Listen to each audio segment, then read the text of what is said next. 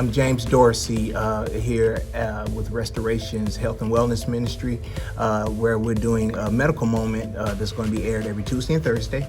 And we're going to talk about, certain illnesses and concerns in our community and in the nation, and just kind of deal with that, and just mesh it with, how we would look at it from a biblical standpoint. We're going to talk about the coronavirus, since we're in the middle of this whole coronavirus utopia. Let's jump right into it. What is it? So it's an infectious virus that once a person is exposed to the virus can take up to 14 days before the first sign of the infection and the appearance of the first symptom. The illness is lasting on average 5 to 8 days from the symptom onset. There have been reports of asymptomatic shedding with the coronavirus, which means that there have been reports that the virus is contagious during that 14-day incubation period. But this is not thought to be the main mode of transmission for this virus. The virus can be active on surfaces, with the average being from about a few hours to a few days, but it has been detected on surfaces for up to 9 days. Okay, so this would depend on the amount of the mucus load, the temperature in the room, things like that. So how is it spread? The virus is thought to be spread mainly from person to person, between people who are in close contact with one another within about 6 feet, primarily through droplets of saliva or discharge from the nose when an infected person coughs or sneezes. So it's important that you also practice respiratory etiquette. For example, coughing, into your flexed elbow, or wearing a mask if you believe that you're infected. The droplets can land in the mouths or noses of people who are nearby, or possibly can be inhaled into the lungs. So what are the symptoms? Well, the symptoms look like a cold, the flu, kind of pneumonia type. The patient or the person infected will present with a fever, a cough, trouble breathing, generalized weakness. Most people infected with COVID-19, that's what they're using for coronavirus. How do you decrease the chance of being exposed to the virus? Medical professionals are suggesting that we stay at home when possible and avoid crowds. Wash your hands often with soap and warm water for at least about 20 seconds. When you can't wash your hands, use a alcohol-based rub that has at least 6% alcohol content. Avoid touching your face, cough or sneeze into tissue or in the inner part of your elbow. Avoid close contact, so you want to be about 6 feet or maybe 2 arm length from a person who is believed to be sick. Clean and disinfect frequently touched surfaces, okay? So use your household products, the wipes and the sprays, but make sure that you're using them according to the instructions on the product labels, okay? You want to avoid all cruise travel and non-essential air travel, and especially protect yourself if you are an older adult. So if you're about 60 years old, maybe 65 or older,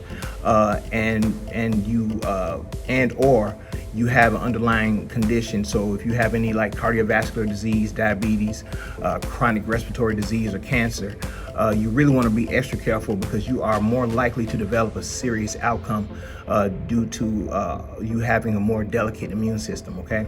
So if you fall into a delicate population that I just mentioned, make a plan, okay? Know who will take care of you if you get sick. Know who will care for you if your caregiver becomes ill. Talk to your healthcare provider about having extra medications on hand. And once the prescriptions are filled, have them dispensed in a pill organizer if it's necessary. Try to have enough food and household supplies to last for a couple weeks, and stay home except unless you're getting some medical care, okay? At this time, there's no specific vaccines or treatments for COVID-19, but there are some in the works. And so what we wanna end this by and I'm gonna come to you from Philippians 4, verses 4 through 8 and 13, using the King James Version. Rejoice in the Lord always. And again, I say rejoice. Let your moderation or your graciousness be known unto all men. the Lord is at hand. So be careful or anxious for nothing.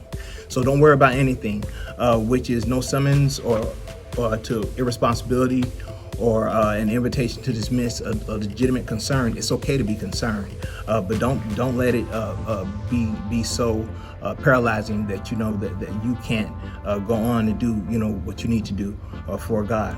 But in every little thing, by prayer and supplication with thanksgivings, let your requests be made known unto God.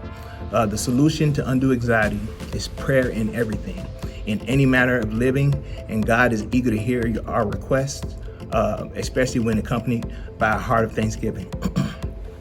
And the peace of God, which surpasses all understanding, that God-given peace will that makes no earthly sense, shall keep or guard our hearts and minds through Christ Jesus.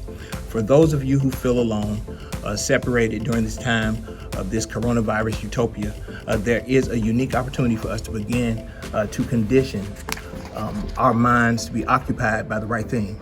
So in this verse, finally, brethren, whatsoever things are true, whatsoever things are honest, whatsoever things are just, whatsoever things are pure, whatsoever things are lovely, whatsoever things are of good report, if there be any virtue, and if there be any praise, think on these things. I can do all things through Christ, which strengthens me. And just don't let this this time be something that kind of stunts your spiritual growth or causes you to turn against the people who are in your home. A lot of times we kind of attack those who are closest to us. Just be mindful that the peace of God is a gift, and He has given us a blueprint on how to maintain that gift and how to reach the peace of God. Okay. I do want to add that if anyone has any medical questions or concerns about the information I'm sharing today, or any information that will be shared in the future, I will make my email address available to the church and the administration so that you all can funnel all those questions and concerns to me, and I will make sure that they get to the appropriate people. And that's it. God bless you. See you all Thursday.